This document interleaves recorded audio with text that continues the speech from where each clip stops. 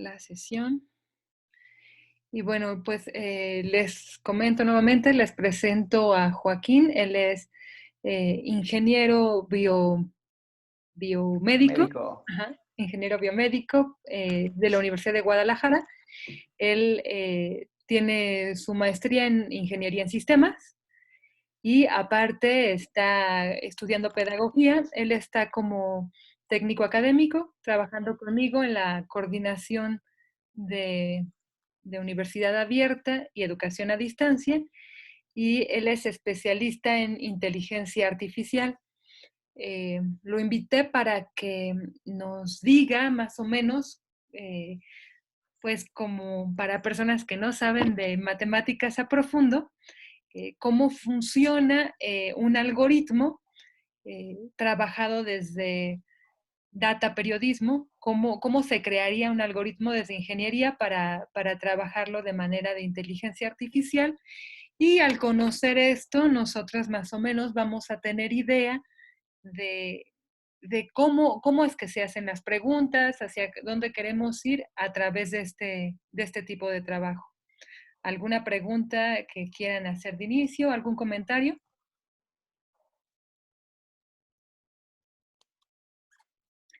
Bueno, entonces pues le damos la palabra a Joaquín para que nos haga su presentación. Muchas gracias. Muy bien, muchas gracias por la presentación, Evelyn. Buenos días a todos y a todas. Es un gusto estar aquí acompañándolos en su clase. Y para empezar, vamos a hablar sobre la ciencia de datos, que realmente es el origen de todos estos algoritmos y todas estas técnicas, para una vez que esto quede claro, ya llevarlo a la implementación tal cual del algoritmo. Entonces, les voy a compartir mi pantalla para mostrarles unas diapositivas y poder empezar con la primera parte. Muy bien, entonces empezamos. Nos tiene que quedar claro primero qué es la ciencia de datos y lo podemos entender como una intersección de tres grandes áreas. Por un lado, las habilidades tecnológicas, donde sobre todo lo que se necesita es un bagaje computacional para poder implementar algoritmos. ¿Qué es un algoritmo? Es una secuencia de pasos que estén bien definidos. Y en este contexto, pues son las computadoras quienes van a ejecutar estos pasos de manera ordenada. Entonces, esta es la primera gran área de la ciencia de datos. La segunda es el conocimiento de matemáticas y estadística. Esto que es pues parte de un terreno más abstracto, se conjunta con la parte computacional porque necesitamos ese bagaje también de matemáticas para poder diseñar un algoritmo de manera eficiente. Por otro lado, la tercera área le llamamos experiencia sustantiva, expertise o negocio, se pueden usar cualquiera de ellas, que es el conocimiento de una rama específica. Entonces, ¿cómo es esto? Aquí puede ir realmente cualquier área. Puede ser experiencia en el área médica, experiencia en el área educativa, en química, en biología, cualquier área que nosotros queramos aplicar esto. Esto es bastante libre, pero necesitamos conocimiento específico del área en la que vamos a aplicar la ciencia de datos. Puede sonar como un poco disperso ahorita, pero ¿cómo es que esto se conjuga? Por un lado, si tenemos las habilidades tecnológicas, sabemos programar, sabemos diseñar algoritmos y tenemos conocimiento de matemáticas y estadística, podemos entrar en un área conocida como Machine Learning, donde podemos diseñar algoritmos eficientes con bases matemáticas. Sin embargo, pues no tenemos la experiencia para aplicarlo en un campo específico y necesitamos como que la colaboración de otros profesionales de esa rama. Por otro lado, si nosotros tenemos las habilidades tecnológicas y lo mezclamos con la experiencia sustantiva en un área, nos encontramos en lo que aquí se muestra como zona de peligro. ¿Por qué de peligro? Porque necesitamos cierta validación estadística en este caso y también la debemos obtener por medio de la colaboración con otro profesionista. Por otro lado, si tenemos los conocimientos de matemáticas y estadística, somos muy buenos en esta cuestión abstracta y lo mezclamos con la experiencia sustantiva en un campo específico, sin las habilidades tecnológicas, pues lo que pasa es que estaríamos haciendo investigación tradicional. Entonces necesitamos tanto ser expertos en un área, tener las bases de estadística para poder validar nuestro trabajo. Sin embargo, pues no tenemos esta parte de los algoritmos y de la implementación computacional. Entonces, después de toda esta explicación, puede quedar más claro qué es la ciencia de datos.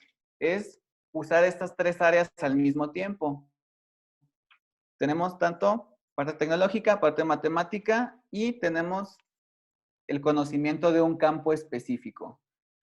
¿Por qué les explico esto para empezar? Porque el periodismo de datos precisamente se basa en la ciencia de datos. Puede sonar un poco extraño porque pues, el periodismo ya trata con datos y puede sonar redundante, pero estos datos se tratan de esta forma por medio de modelos matemáticos y por medio de algoritmos aplicados a cualquier rama que sea de nuestra elección.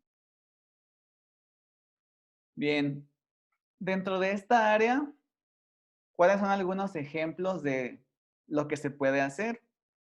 Realmente es un área bastante amplia y aquí les voy a hablar, para empezar, de tres técnicas que son bastante comunes dentro de la ciencia de datos. Vamos desde la técnica más sencilla, que se llama regresión. Es una técnica que se aprende en los cursos más básicos de estadística. Y entonces, en este caso, vamos a relacionar dos variables. Se puede representar, la manera más sencilla es la regresión lineal, como la que tenemos en la figura. Simplemente graficamos la relación de las dos variables para ver si hay cierta correlación. Hay ciertas fórmulas matemáticas para hacer el modelo y vemos si realmente existe una correspondencia. Esta es una técnica bastante sencilla, pero que si es suficiente, pues la usamos y no tenemos que meternos en cuestiones más complicadas.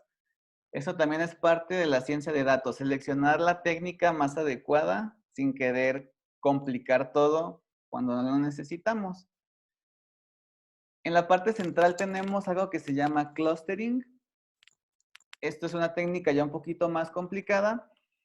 De lo que se trata es, nosotros tenemos información de cualquier rama y tenemos que agruparla.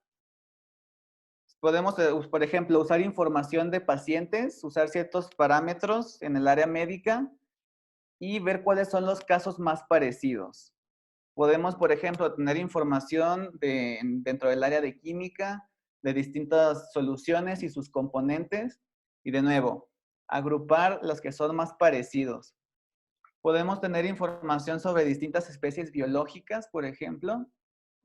Y de nuevo, fijarnos cuáles son las características más parecidas y hacer grupos.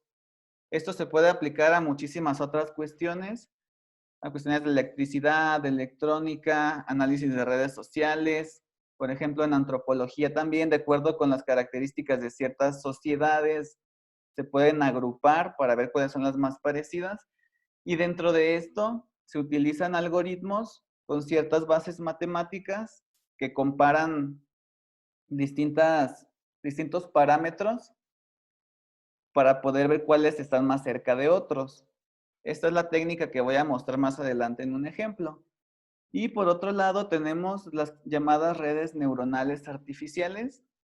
Esto ya forma parte del área de inteligencia artificial. Aquí se trata de emular el funcionamiento del cerebro por medio de un modelo matemático. Ya implica matemáticas un poco más avanzadas, algunas derivadas, integrales, ecuaciones diferenciales, para modelar cómo sería la transferencia de información por medio de señales eléctricas en el cerebro.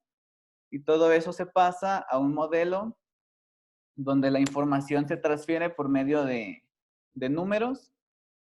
Y de esta forma podemos modelar distintos comportamientos de la vida real de manera dinámica. Si entra cierta información al sistema, debe salir una información que ya conocemos. si esto lo tratamos de modelar, podemos saber cómo puede funcionar este sistema con información nueva. ¿Cómo podría ser un ejemplo? Yo puedo hacer todo mi modelo de red neuronal y entonces, por ejemplo, si yo utilizo información de entrada del área biológica, vamos a regresar a los mismos ejemplos.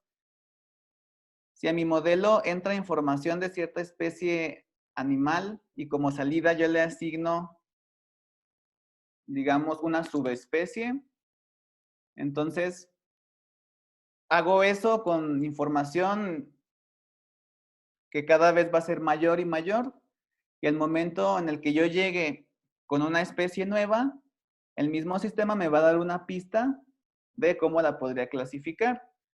Esto lo puedo hacer también en el área química, hago mi modelo con distintas sustancias, le asigno cierta propiedad.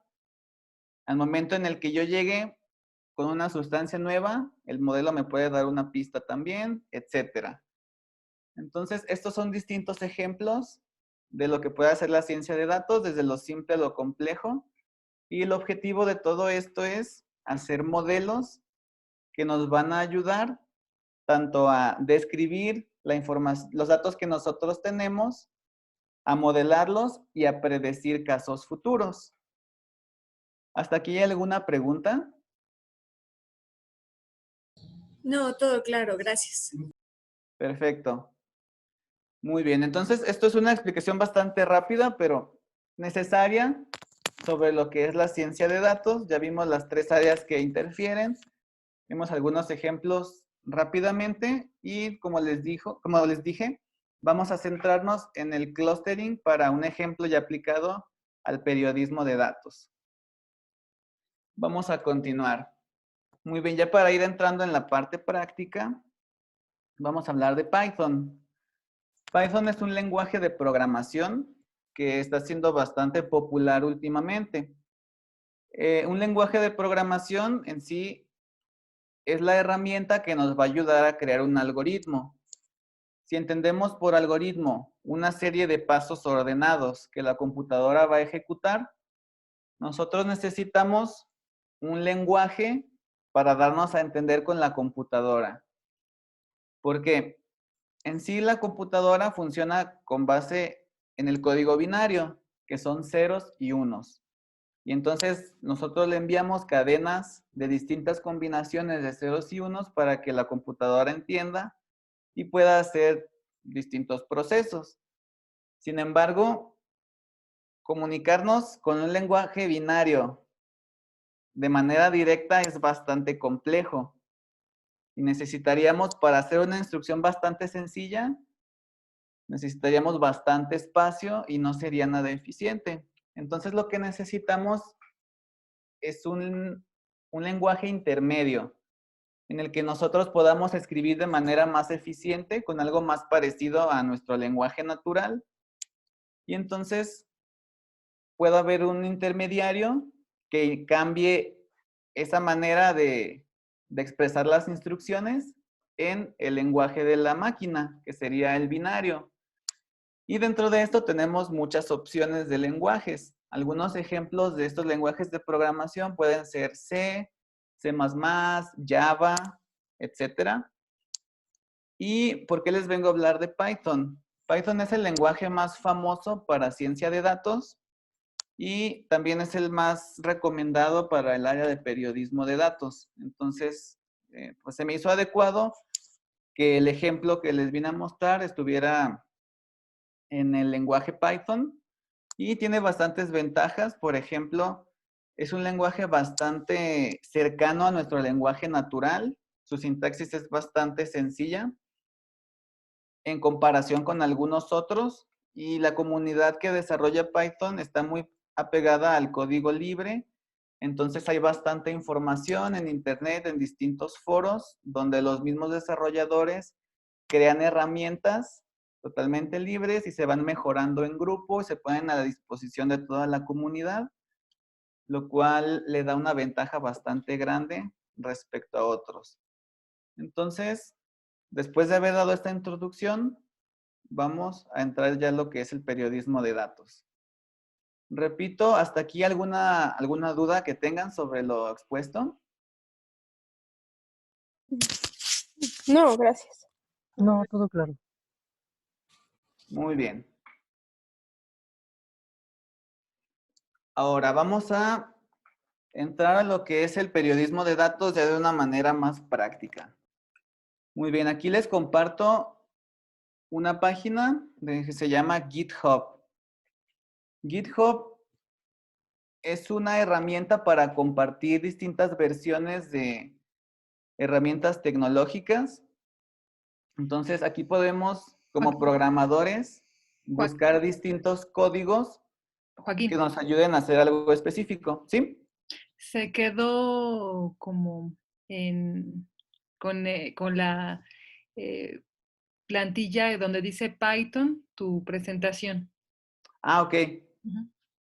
Entonces vamos a acomodar esto.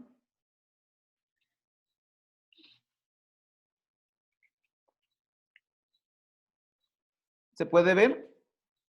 ¿Sí? ¿Ya apareció la página de internet? Sí. Perfecto. Muy bien. Entonces les comentaba que ahora estoy mostrando una página de internet llamada GitHub. Esta página no es un repositorio que ayuda a los programadores para encontrar distintos códigos para lo que nosotros nos imaginemos que queramos hacer.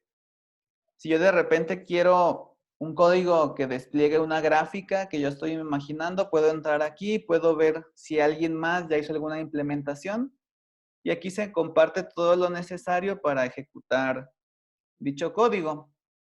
Entonces, también nos ayuda para actualizar las versiones. Si yo hago cierto algoritmo para algo específico y luego lo mejoro, aquí mismo puedo poner las distintas versiones que tenga.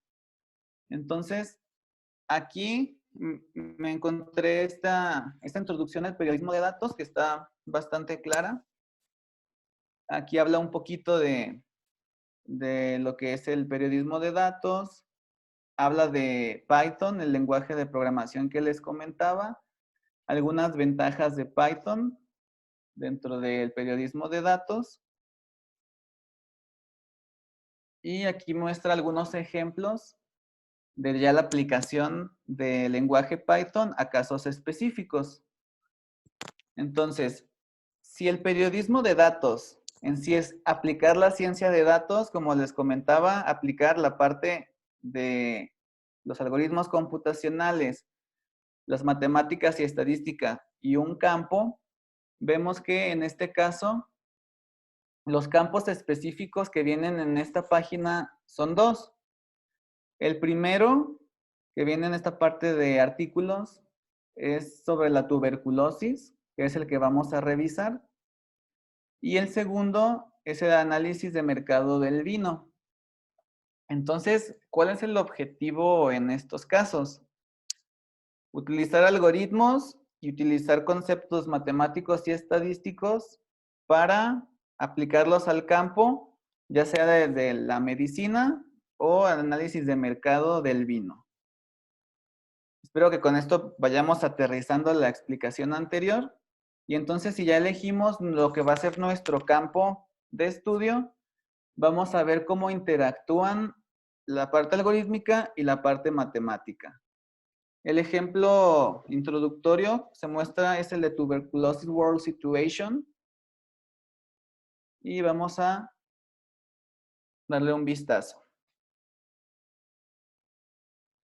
Muy bien. Aquí tenemos una definición primero sobre qué es la tuberculosis. Y de lo que se trata aquí es de analizar los casos de tuberculosis en distintos países del año de 1990 al 2007. Entonces, vamos a ver paso por paso qué es lo que se propone aquí para estudiarlo bajo el esquema del periodismo de datos. Muy bien, aquí vamos a revisar Después de la introducción de la definición de tuberculosis, se describe un poco lo que se va a hacer. Y tenemos en un rectángulo, donde se aprecia con un tipo de letra diferente, empieza la parte import urlib. Esto ya es el código Python. Entonces, les voy a explicar las líneas específicas, qué es lo que están indicando, y vamos a ver en la parte inferior, ya de manera gráfica, qué es lo que se hace. Primero, aquí se dice import urlib, cv existing URL CSV, etc. Aquí lo que estamos haciendo es importar lo que va a ser nuestra base de datos. Para poder hacer ciencia de datos, nosotros necesitamos primero una tabla con datos ordenados para nosotros estudiarlos, hacer modelos, hacer algoritmos, hacer gráficas, etc. Entonces, si nosotros ya elegimos la tuberculosis como nuestro campo de estudio, tenemos que encontrar alguna base de datos que nos dé información para poder analizarla. En este caso, la tabla que se está mostrando en la parte inferior es con lo que vamos a trabajar. Si se fijan, es una lista de países. Aquí solamente se muestran 1, 2, 3, 4, 5 países, los primeros en orden alfabético, pero la tabla contiene 207, la tabla completa. Entonces aquí tenemos, por otro lado, los años, 1990 en adelante. Habíamos visto que tiene desde 1990 hasta el 2007. Entonces lo que observan aquí en la tabla es solo una pequeña muestra de la información que tenemos. Entonces el código, ¿qué es lo que hace? La primera parte que dice import urlib se le llama importar una librería. Entonces nosotros le indicamos a Python cuál es la carpeta con ciertas herramientas que nosotros vamos a utilizar en nuestro algoritmo. En este caso, esta herramienta nos ayuda para nosotros descargar nuestra base de datos. Estas son cosas que ya un programador debe saber. Si yo quiero utilizar algún proceso que yo ya sé que existe y que no tengo que inventarlo de nuevo desde cero, yo le indico a Python que importe la librería y entonces de esa forma yo ya eficiento la creación de mi algoritmo. Entonces yo ya importé la librería que me va a ayudar a descargar mi base de datos. En la línea que dice local tv existing file, le indico cuál es el nombre de la base de datos y la extraigo a grandes rasgos para tampoco analizar todo de manera tan específica. Abajo dice import pandas as PD. Esta es otra librería. Esa librería me ayuda a manejar de manera más sencilla mi base de datos una vez que yo ya la descargué. Y entonces, después yo le asigno al nombre a las filas y nombre a sus columnas. Como habíamos comentado, tenemos los países por un lado y tenemos los años por el otro. Si se fijan en el código de Python que dice existing df index names y columns names, lo único que se hace es indicar el nombre de las filas y columnas como país y año. Entonces, eso es lo que comentábamos hace un momento. En vez de querer nosotros interactuar con la máquina con código binario, que sería súper tardado y nada eficiente, hay formas entonces de, por medio de un lenguaje de programación, dar la indicación y que esto ya se traduzca a una instrucción entendible para la computadora. Tenemos aquí nuestro lenguaje que es más cercano a nuestro lenguaje natural. Muy bien, entonces con estas instrucciones lo que hicimos fue descargar la base de datos y organizarla por filas y columnas como países y año. Una vez que yo tengo esto, ya puedo utilizar algunas otras cosas para obtener información más detallada. ¿Por qué? Yo aquí pues ya puedo analizar en un país específico, cómo ha ido aumentando o disminuyendo la incidencia de tuberculosis. Me puedo ir uno por uno. Lo más sencillo tal vez podría ser hacer una gráfica de cada uno de los países y poder observar cómo se va moviendo, ¿verdad? Estas cifras. Sin embargo, no sería tan eficiente porque ¿cuántos países dijimos que tiene la base? Son 207. Entonces, una gráfica con 207 líneas de todos estos años de 1990 al 2007, tal vez no permitiría apreciar tan adecuadamente esta evolución, ¿verdad?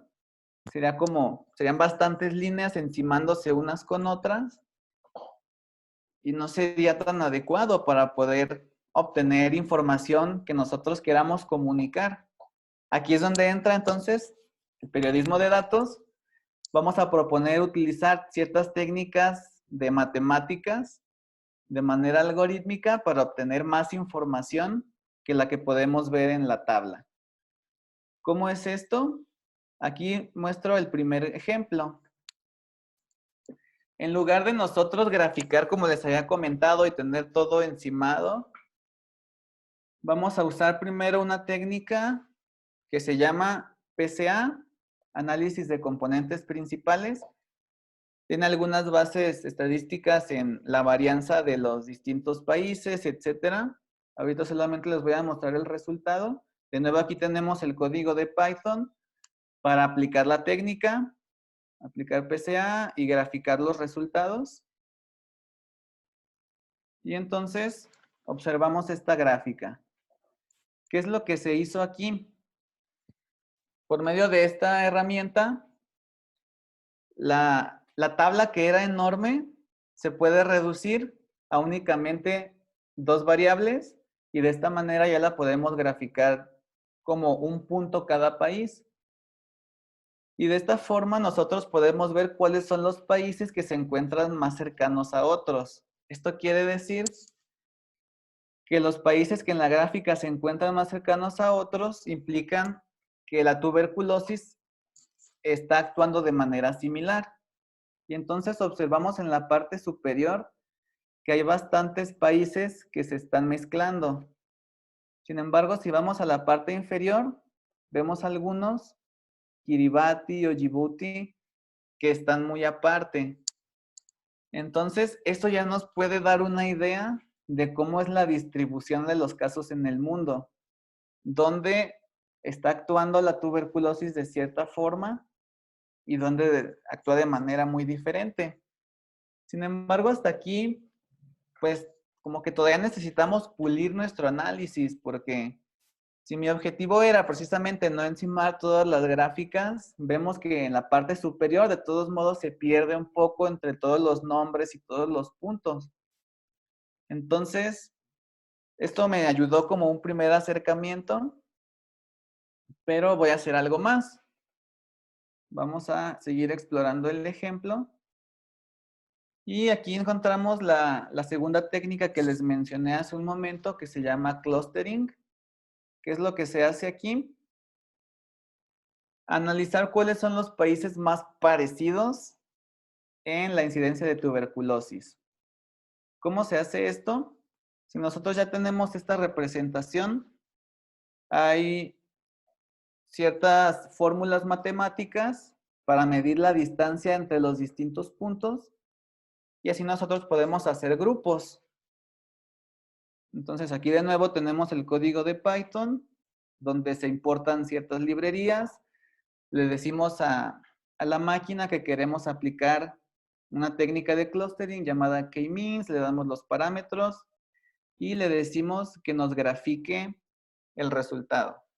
A grandes rasgos, eso es lo que significa esta parte. Y tenemos ahora la siguiente gráfica.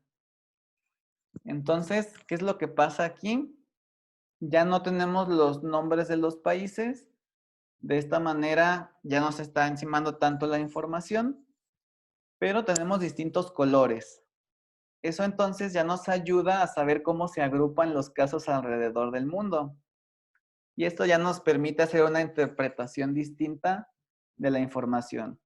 Entonces, vamos a regresarnos un poco. Pasamos de tener una tabla enorme con bastantes números sobre la incidencia de la enfermedad a una representación bidimensional que ya podemos graficar, que nos permite analizar más fácilmente de manera visual cómo están los casos. Y esta misma forma de representar los datos, ya la pasamos a otra, donde tenemos distintos grupos identificados.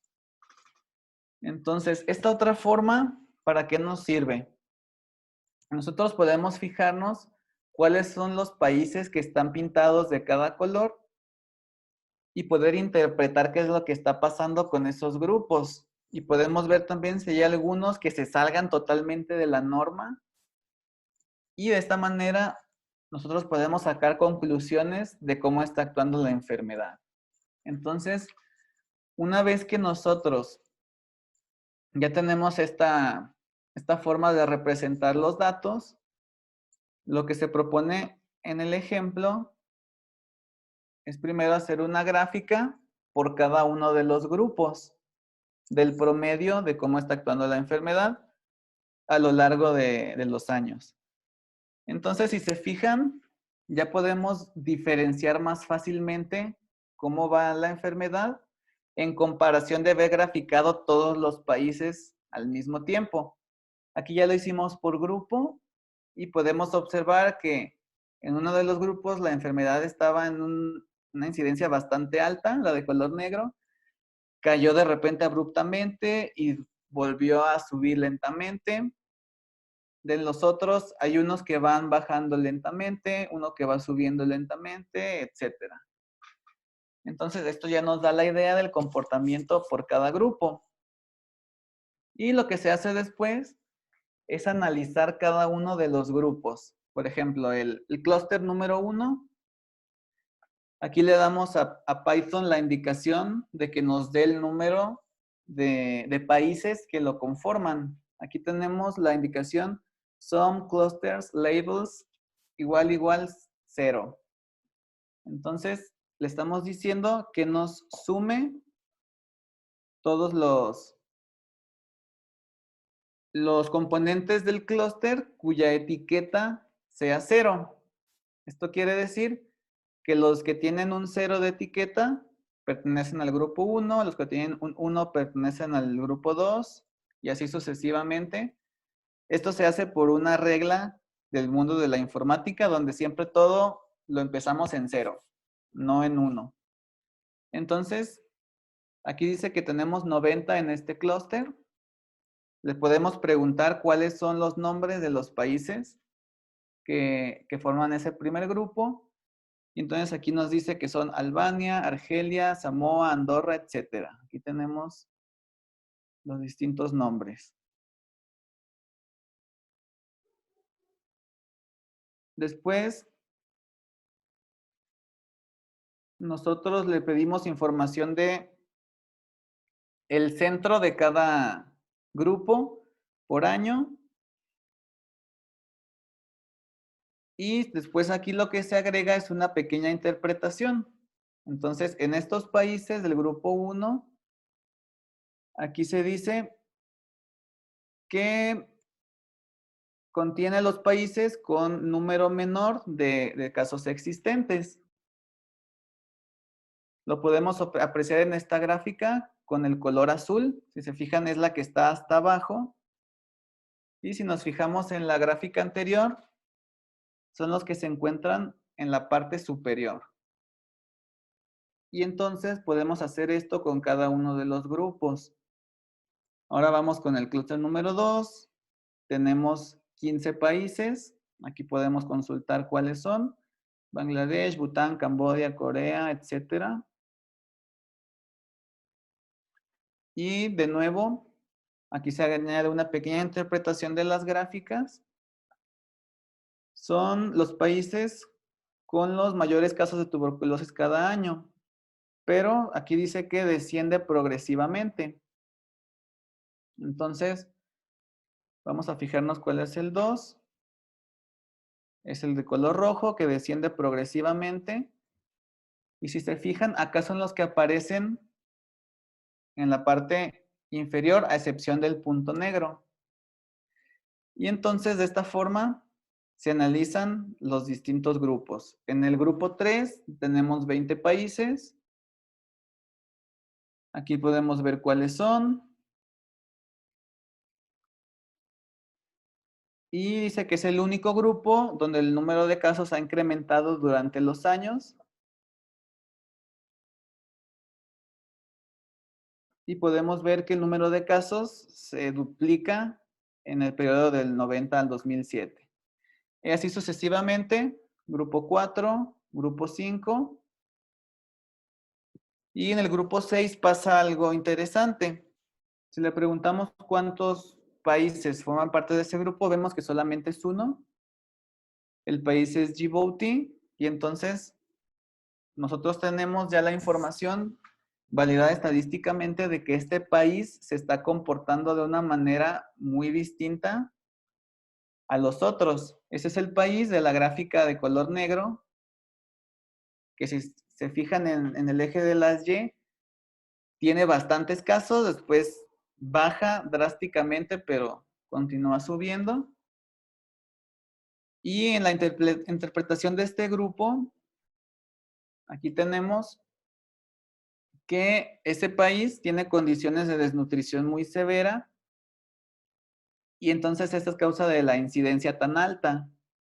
La malaria es endémica y entonces de esta forma nosotros combinamos la parte del expertise en el campo, lo que nos lleva ya a investigar más de ese país, cuáles son sus condiciones, qué otra enfermedad está influyendo, qué otras condiciones tiene y podemos ya combinar las tres cosas. Tenemos nuestras representaciones gráficas, resultado de algoritmos específicos. Estos algoritmos tienen su base matemática y estadística, pero entonces todo esto se debe hacer apegado a lo que es nuestro campo de estudio, agregando estas interpretaciones respecto de la propagación de la enfermedad.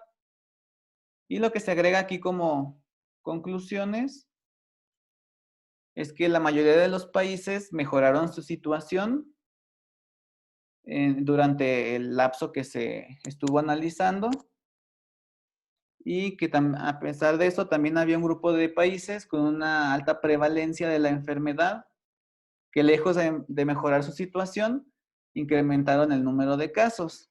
Y esto pues se puede ver claramente en esta gráfica, donde la mayor parte va disminuyendo lentamente, solamente el clúster número 3 se ve que va aumentando, aumentando.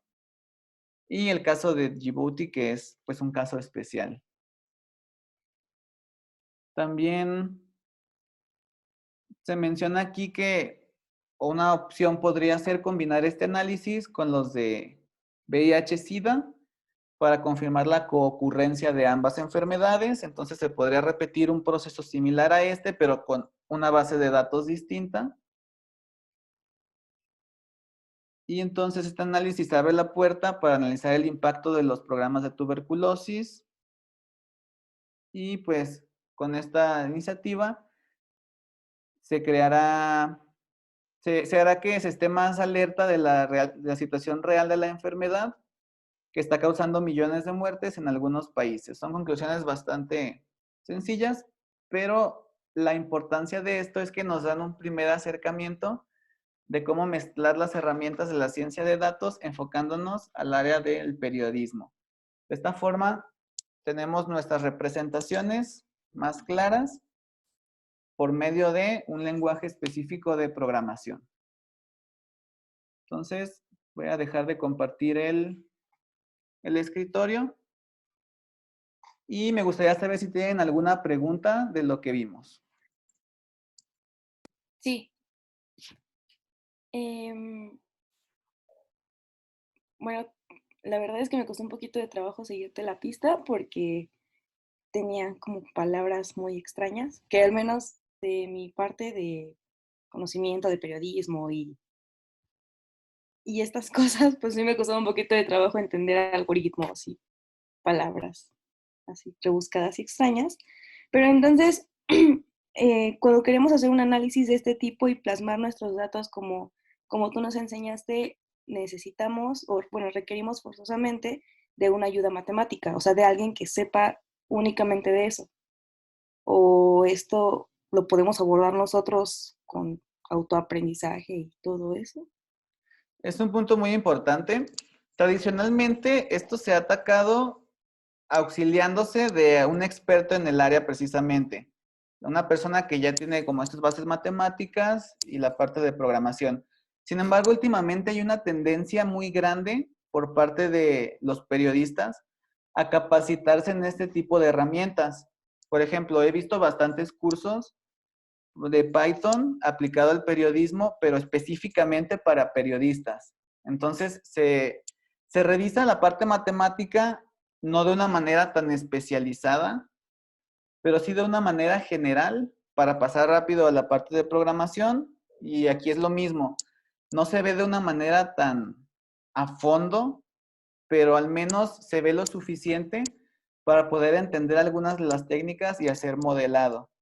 Entonces, parece por lo que he revisado que la tendencia es cada vez mayor a que los distintos profesionales que no están relacionados con matemáticas ni programación, tanto en periodismo como en otras áreas, cada vez se capaciten más en esto.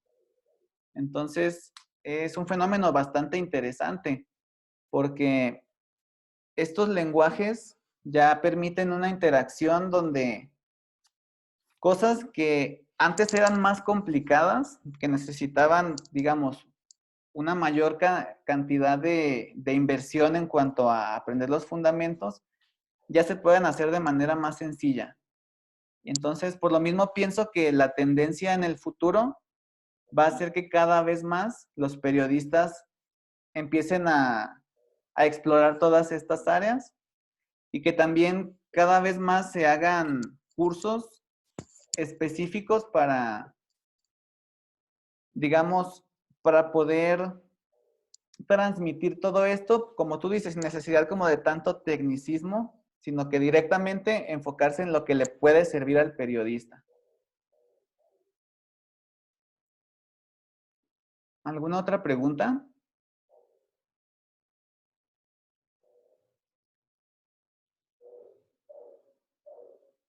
Muchas gracias, Joaquín. Mira, si nos pudieras hacer una lista de palabras para que vayamos permeándonos más de todo este lenguaje, así como súper necesarias para conocer cuál es su significado y todo, básicas, ¿cuáles podrían ser? Perfecto. Palabras para ir entendiendo poco a poco esta área serían, la primera sería algoritmo. Las voy a ir escribiendo aquí en el chat.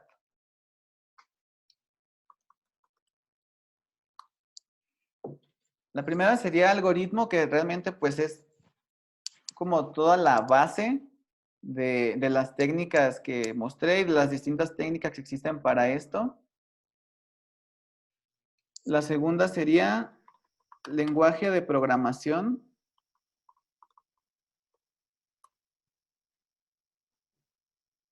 que precisamente es la herramienta que nos va a permitir escribir nuestro algoritmo para que la computadora lo entienda. El tercero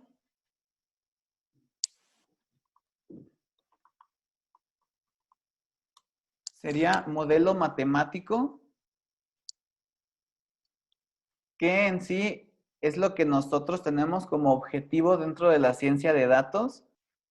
Tenemos que modelar cierto fenómeno químico, biológico, social, etcétera, darle una representación que sea útil.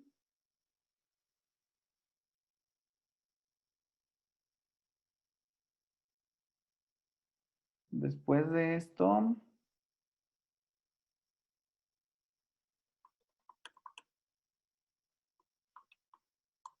ciencia de datos, que como les mencionaba es realmente como la fuente directa del periodismo de datos. que es esta intersección entre tecnología, matemáticas y un campo específico de estudio. Algoritmo, lenguaje, modelo matemático, ciencia de datos.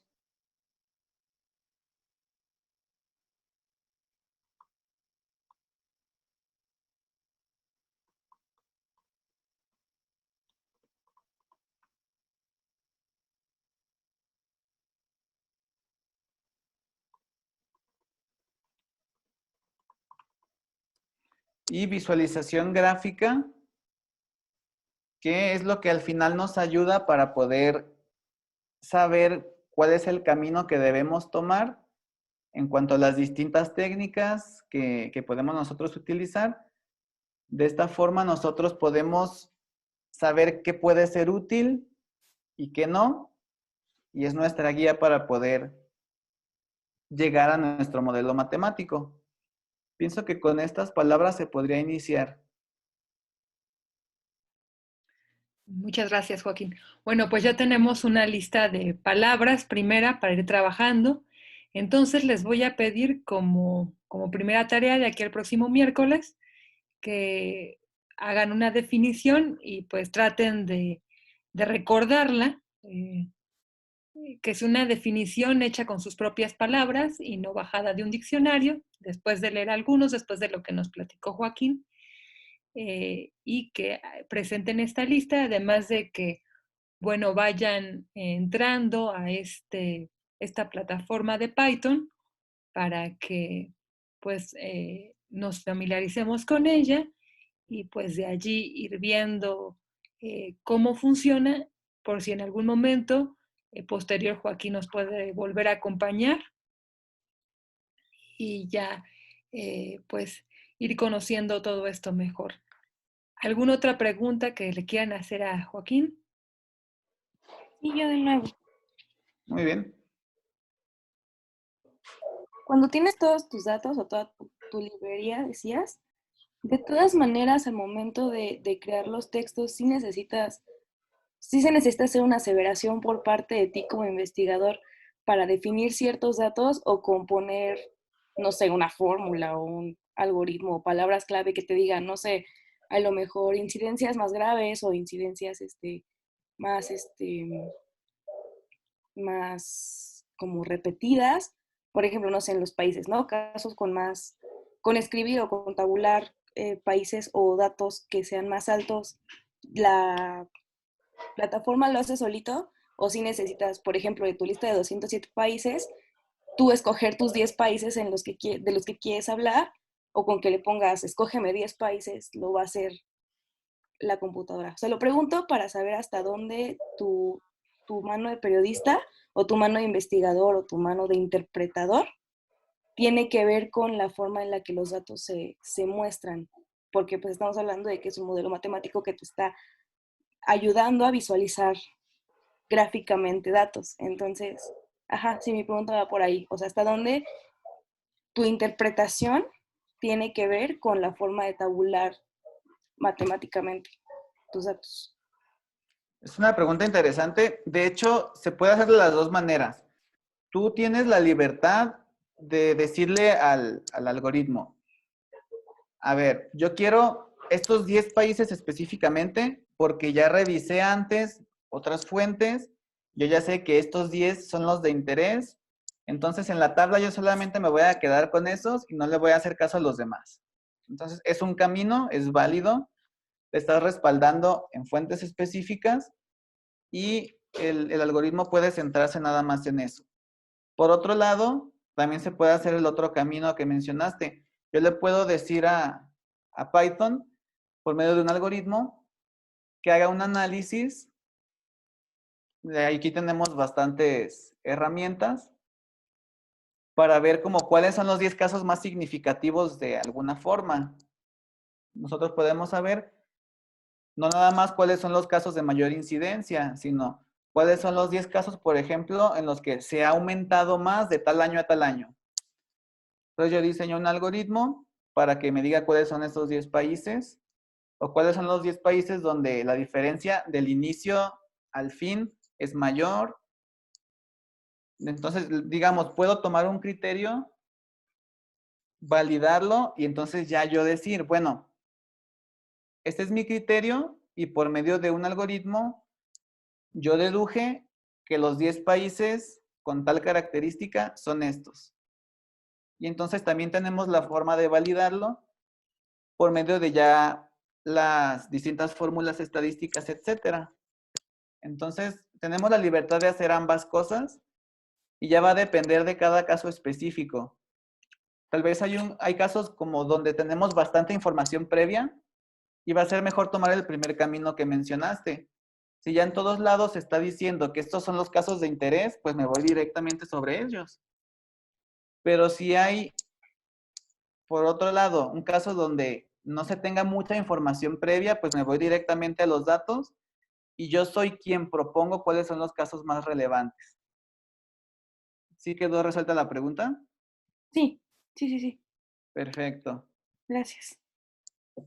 Tal vez suena un poco extraño como mencionan esta parte como de tanta terminología y se entiende.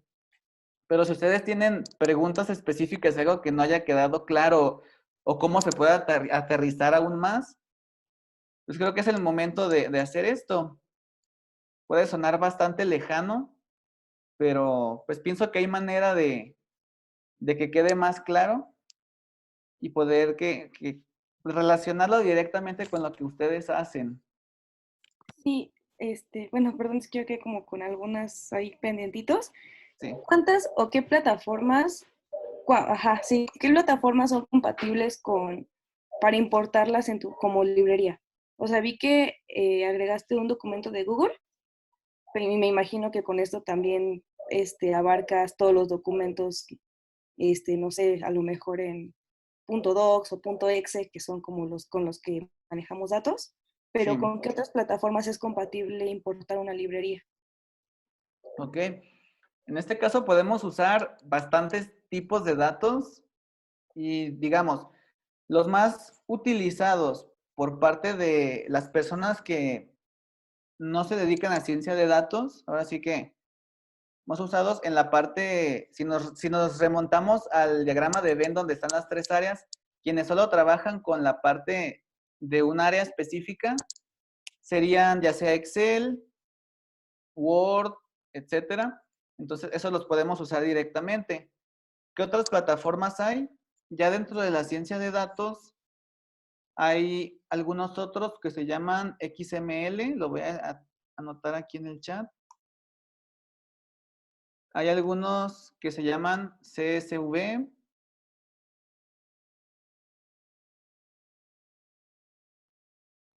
Otro que se llama JSON. Y uno muy conocido para bases de datos que se llama SQL. Entonces, esos son los distintos formatos en los que tradicionalmente se almacena la información, pero nosotros podemos elegir pasarlo de uno a otro. A mí me pueden dar la información en Excel, por ejemplo. Yo puedo importarlo directamente en Excel y trabajar así sin problema. Pero también puedo utilizar mi tabla de Excel y por medio del mismo algoritmo yo transformarlo a un XML, a un CSV, lo que se me haga más cómodo y trabajarlo así. Entonces ahora sí que Python está abierto a bastantes formatos y poder transformarlos unos en otros sin problema.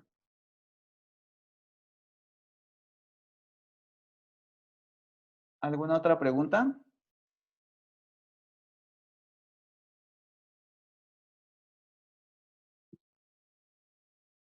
No, creo que no. Gracias, Lisbeth. No, no, a ti. Bueno, Joaquín, otra vez muchas gracias por darnos luz en este conocimiento de trabajo en software para manejo de periodismo de datos. Y a ver, nada más reiterando la pregunta, eh,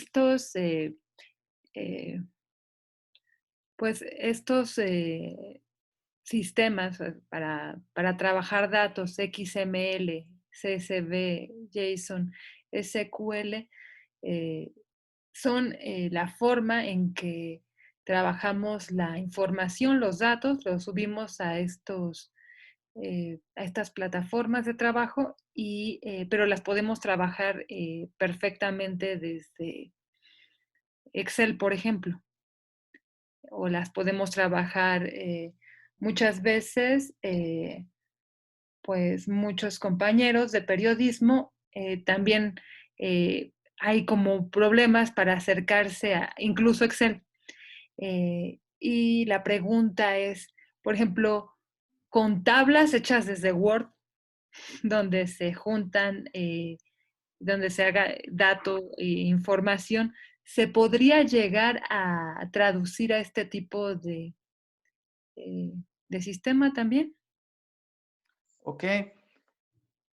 Desde Word, pienso que de manera directa no sería posible, pero antes tenemos que hacer algo más y no sería difícil. Hay algunas herramientas específicas que ya están dedicadas a tomar como toda la información y estructurarla. Entonces, podemos nosotros utilizar un intermediario, así como mencionábamos que para el código de la computadora, nosotros tenemos el lenguaje Python, que es como el intermediario. En este caso, tal vez de manera directa no trabajamos con Word, pero sí hay intermediarios específicos. Solamente es cuestión de buscarlos y encontrarlos para poder traducir esta información desde Word hasta alguno de estos formatos. Y una vez que están en estos formatos ya podemos continuar. El proceso de transformación realmente no es complicado. Entonces, más que nada sería eso, encontrar la forma de transformarlos, porque trabajarlos así directamente no se va a poder. Ok, entonces tú recomiendas que por lo menos haya conocimiento de Excel para Sí, el trabajo de datos. Muy bien. al menos de Excel sí. Ajá, y para trabajar con dos variables, ¿no? Así es. Incluso Excel ya nos ofrece algunas herramientas de este tipo.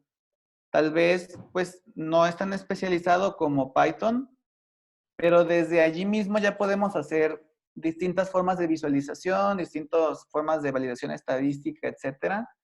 Entonces, como un primer paso, si todavía se tiene como cierta reserva para estos lenguajes y se ven muy lejanos, podría ser entrar a Excel y aprovechar las herramientas que Excel tiene.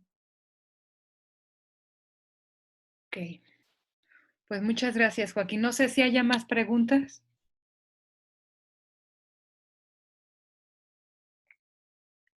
Bueno, No, ya quedó claro, gracias.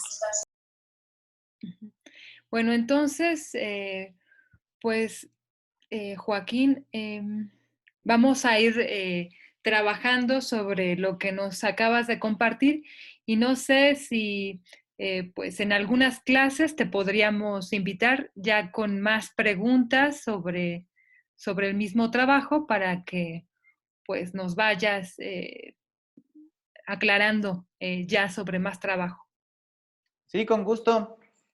Ya ustedes me avisan cuándo podemos programar esa sesión y con gusto les acompaño. Sale, pues muchísimas gracias. Eh, no sé si gustas quedarte con nosotros en lo que sigue de clase. Pues me tengo que despedir para seguir con unos pendientes, pero entonces queda pendiente ponernos de acuerdo para la siguiente sesión. Bueno, pues muchísimas gracias. Nos has ayudado bastante y pues estamos en contacto. Muchas gracias. Si sobre la marcha tienen más dudas, pues de todos modos me pueden contactar y las resolvemos. Sí, muy bien. Muchas gracias. Gracias, buen día. Muchas gracias.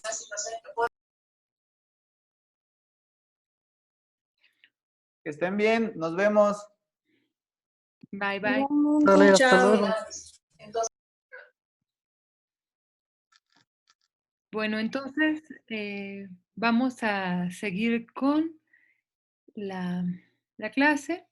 Eh, me gustaría, bueno, la sesión pasada, Camila quedó de presentar nuevamente su blog eh, con la actualización de trabajo, lo subió a la plataforma y pues me gustaría pedirle si nos lo puede compartir, de favor. Claro, espere. Se comparte pantalla. Espere. Creo que es aquí. Sí, es aquí, ¿verdad? Sí. Ok. Si no me equivoco, es aquí. ¿Ya la ven? Sí. Bueno, cambié de tema y decidí hacerlo sobre el teatro musical que se da aquí en la Ciudad de México y en Nueva York.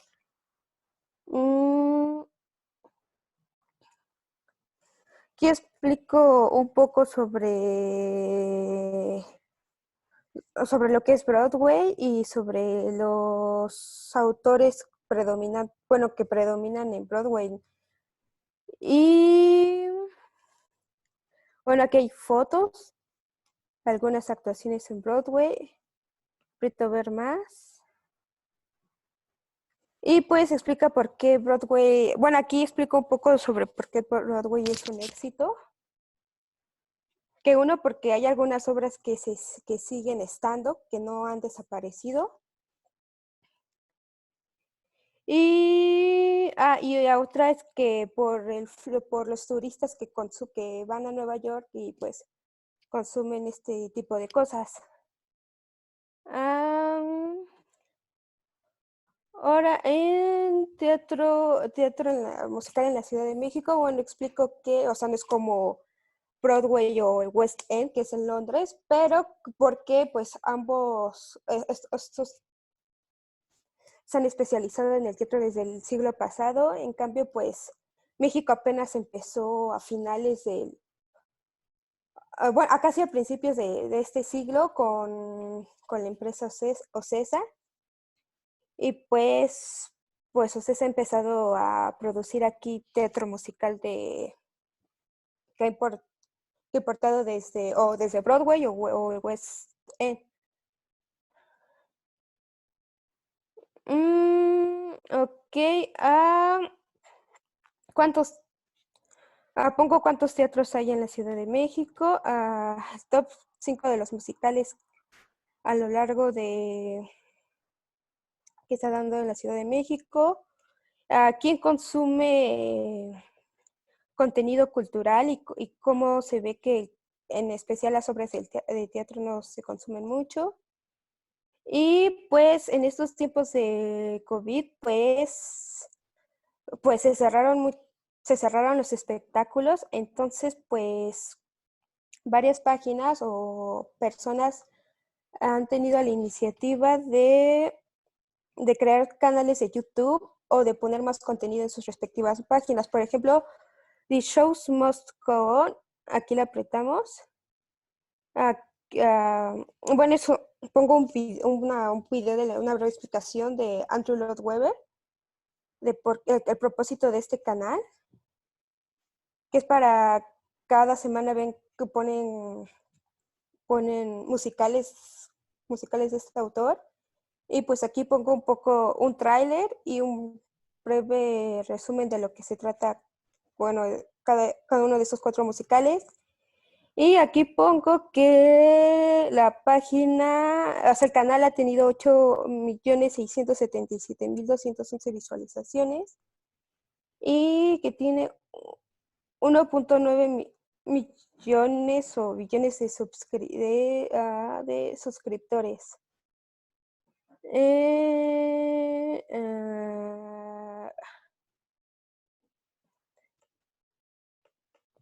No, ¿por qué?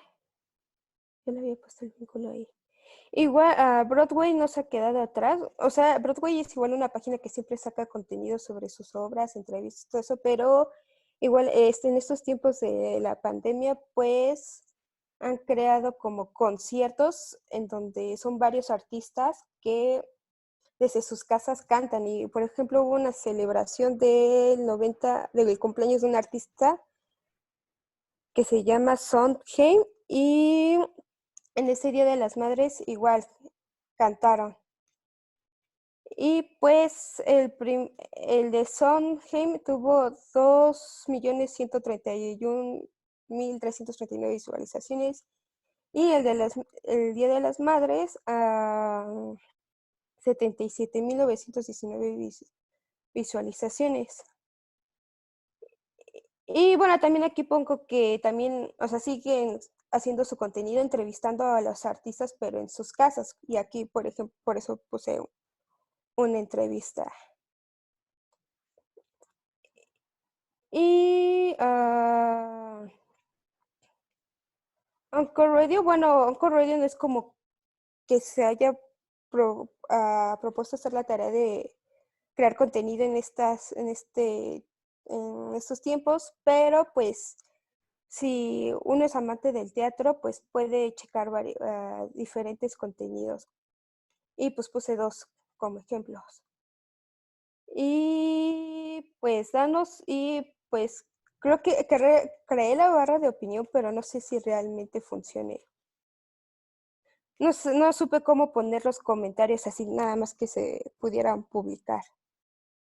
Y eso ya sería todo por mi parte.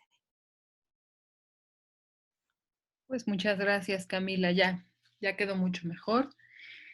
Y pues ya nada más falta ver esa parte donde están los comentarios, que te los comente Cristina y tú el de Cristina, creo que tampoco pudo entrar tu comentario directo sobre su página. ¿Ya pudiste comentarle directo en su blog? No hay como o sea, hay como un apartado de ponerse en contacto, pero creo que aparece el teléfono. Realmente no le entendí a esa parte de su blog. Pero sí lo estuve observando y por eso pues la clase pasada sí le envié el comentario a ella Sí me comentaron. personalmente. Ajá. Bueno, sería nada más ir buscando en este tiempo. Antares, Lisbeth, ustedes sí pudieron, Ángel, sí pudieron darse comentarios los unos a los otros. Sí, yo ayer comenté el blog de Luis Ángel. Okay, ¿y tu blog también te lo comentaron? Me parece que no. Hoy en la mañana estaba revisando y creo que para poner comentarios deben crear una cuenta en Wix o algo así. Sí, Entonces no encontré nada. yo en la mañana puse los comentarios porque igual me aparecía para poner los comentarios tanto en la de Lisbeth como en el de Ana Camila, pero primero pues me aparecía así como de darnos tu opinión, déjanos tu comentario y era más como un chat. Y ya después me di cuenta que sí era todo eso, de que tenías que crear una cuenta en Wix y ahí no te deja poner el comentario como tal en el mismo post, pero sí en los apartados que crean las compañeras. Y ahí fue donde les dejé los comentarios.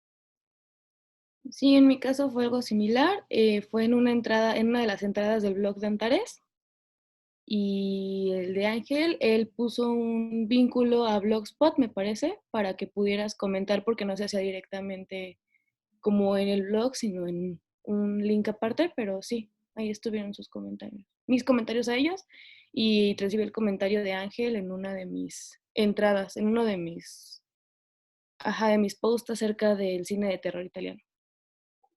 A ver, ¿nos podrías enseñar los comentarios de tu blog? ¿Cómo quedaron? ¿Mío? Uh-huh. Sí, permítame tantito.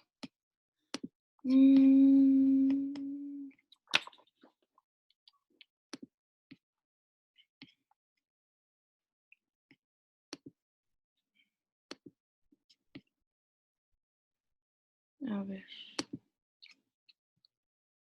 Les comparto. ¿Ya ven el blog? Sí. Ah, pues bueno, tiene sus apartados, el blog, y en Clásicos del Mundo, que era mi especie de lugar donde yo podía dar entradas, en el Guialo, fue en donde, pim, pim, pim, comentó Ángel aquí, cosas bonitas. Muy bien. Entonces, ¿cómo es que hiciste para abrir ese espacio para que escuchen los demás? Pues en Wix, cualquier página que hagas te da uno de tener un blog. Se puede llamar blog o le puedes llamar como tú quieras. En este caso yo no le puse blog, sino que le puse un nombre diferente, que es Clásicos en el Mundo, y te da opción de tener entradas, ¿no? Que son posts que puedes programar o publicarlos en cuanto los escribes. Y cada uno tiene 3 opciones, que es mostrar las visualizaciones, dar like, que es el corazoncito, y el comentario. Wix te lo da como predeterminado. Nada más lo tienes que activar sí o no. Ay, me parece que aquí debo tener el editor. Si quieren, les enseño dónde le puse. Sí, por favor. Pero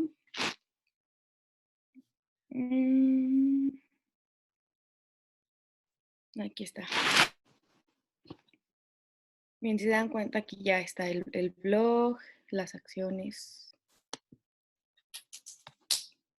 publicidad. Pues en donde aquí, ay, ahí no está viendo mi mano. En donde dice terror de horror, rol propietario, configura tu sitio. De este lado está esta cosita que dice blog y salen las entradas. Y aquí está la opción.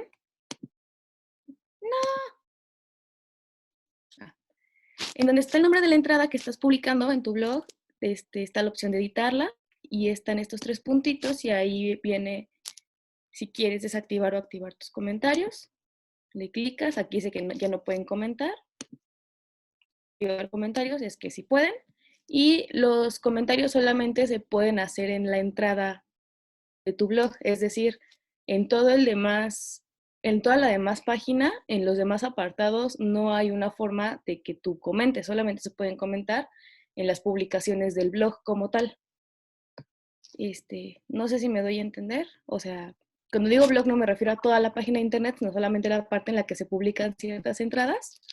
De ahí en fuera solamente está la opción de suscribirte y así fue como los activé, pero no sé en el caso, por ejemplo, de Sparks, que fue el que usó uno de los compañeros, cómo se activen los comentarios directamente. Y necesitas tu página de Wix porque no te deja comentar en anónimo.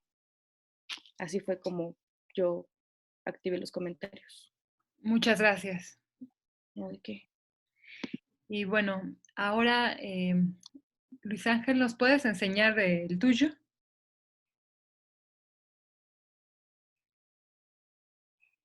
Sí, claro, permítanme.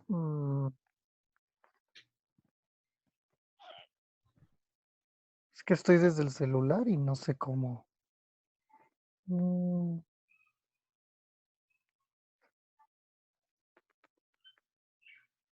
Se ve ahí, ¿verdad? Sí. Vale. Bueno, pues yo dejé aquí mi blog y bueno, en el caso de la página que usé que fue Spark de Adobe, no podías agregar comentarios. Entonces lo que hice fue que agregué como un hipervínculo y le puse ¿qué te pareció? Deja tu comentario. Y pues abrí como otro blog en Blogspot únicamente para comentarios. Y ahí fue donde recibí los comentarios de mis compañeras. No sé, o sea, la verdad es que no supe, o sea, por más que le busqué la página de Adobe, no encontré como en qué parte este se podían agregar los comentarios, pero pues, o sea, pensé que pues era una manera como un poco más fácil para no estarle buscando tanto y para no confundir como a los compañeros, bueno, a las compañeras. Entonces, pues lo único que hice fue abrir otro blog en Blogspot y agregarlo como hipervínculo. Y ya aquí mis compañeras me pusieron como los comentarios. Ah, pues muy buena solución. Muchas gracias por compartirnos Sí. cómo lo hiciste. Es nada. Antares, ¿tú ya tienes tu parte de comentarios? Sí, se los comparto ahorita. Aquí está. Bueno, aquí en la parte del blog están mis entradas, como mencionó ahorita Lisbeth. Y tengo aquí un comentario en otra pantalla. Perdón, ¿sí se ve en la pantalla? Sí. Ok. Aquí vienen pues las visitas y aquí está el primer comentario que aquí está la nota y aquí está el comentario de Lisbeth. Y en la otra nota, que es el del sistema de salud, tengo el comentario de Luis Ángel. Aquí abajo. Y pues ahí están los comentarios en las dos de las tres entradas del blog. Y utilizaste la misma forma que Lisbeth para activar los comentarios, ¿verdad? Sí, bueno, no me di cuenta si estaban activados o desactivados, pero, o sea, no le moví ahí como a la configuración. Creo que inmediatamente si creas una entrada da la opción de agregar los comentarios, a menos de que quieras como regularlos y ya, entonces se desactivarían. Muy bien. Y- Pues, muchas gracias. Estuvo muy bien. Bueno, pues ya Cristina, Camila, ya saben cómo hicieron sus compañeros. Ya tienen ahí un par de alternativas para activar los comentarios en su blog. Y pues ya, nada más sería que nos lo compartan la próxima clase, como hicieron. Y vamos a por último revisar lo que son las tareas, como les estaba comentando. Vamos a escribir, pues, esto, el significado de estas palabras que Joaquín nos dejó. Algoritmo, lenguaje de programación, modelo matemático, ciencia de datos y visualización gráfica. Y bueno, unido a eso, vamos a hacer como una breve descripción de estos sistemas para almacenamiento de datos, que es XML, CSV, JSON, SQL, y nos metemos en este, pues en este lenguaje programador que estuvimos trabajando con él. Y para que pues me vayan diciendo cómo se van sintiendo, qué encuentran allí. Vamos con estos conceptos y con esa entrada a este lenguaje de programación, vamos a meternos al estadístico de la UNAM y vamos a buscar una estadística que es número de mujeres inscritas por carrera normal en diferentes carreras a lo largo de los años. Ahí se puede entrar años anteriores y vamos a hacer una compilación de, no sé, de los últimos 5 años y nos vamos a enfocar nada más en una carrera. Nos vamos a enfocar en la carrera de Ciencias de la Comunicación. Vamos a ver cuántas mujeres han entrado en comparación de los hombres en los últimos 5 años y si podemos hacer una diferenciación, si hay qué cantidad de personas de comunidades indígenas en las carreras. Si existe esa información y si no, pues también lo anotan y pues vamos a hacer con eso una base de datos en Excel para irlo empezando a trabajar de esta manera sencilla. ¿Hay alguna duda hasta aquí? Sí, ¿esto va a ser de forma individual o vamos a ser una base de datos colectiva? O sea, entre el grupo, obviamente. Bueno, va a ser entre el grupo, pero primero lo vamos a ir trabajando individualmente para ir viendo qué huecos tenemos cada uno al momento de hacer este ejercicio, ¿sí? Vale, entonces la primera actividad para la siguiente clase solamente es recopilarlo en Excel. Ajá, recopilarlo en Excel, ir como investigando cómo funciona este programa que nos manejó Joaquín y estas palabras de ciencia de datos que vamos a ir pues llevando más a nuestro lenguaje cotidiano. Y pues eso es nada más. Entonces a Python solo nos vamos a meter como a explorar, pero todavía no quiere que abordemos la base de datos ahí o ya quiere que empecemos a... Pues si lo quieres empezar a hacer de una vez, adelante. No. Y nos vas compartiendo si ya lo pudiste hacer, si no, que todo. Ok, cool. Sí, profesora. Pero básicamente lo mínimo es lo que les menciono. Bueno, entonces, pues ya con eso quedamos para el próximo miércoles. Y bueno, si hay alguna otra duda o comentario que no haya surgido ahorita, pues ya lo escriben. Si les interesa, les puedo pasar el teléfono de Joaquín, o no, mejor su correo, por si hay alguna duda. O mejor, para no molestarlo, mejor pues vamos apuntando nuestras dudas para la próxima vez que lo invitemos, ¿sí? Y pues con esto pues damos por cerrada la sesión de hoy y pues tenemos trabajo adelante. Que tengan una excelente semana. Vale, muchas gracias. Gracias, profesora. Igualmente. Nos vemos el miércoles. Muchas gracias, profesora. Nos vemos, compañeras. Cuídense. Muchas gracias.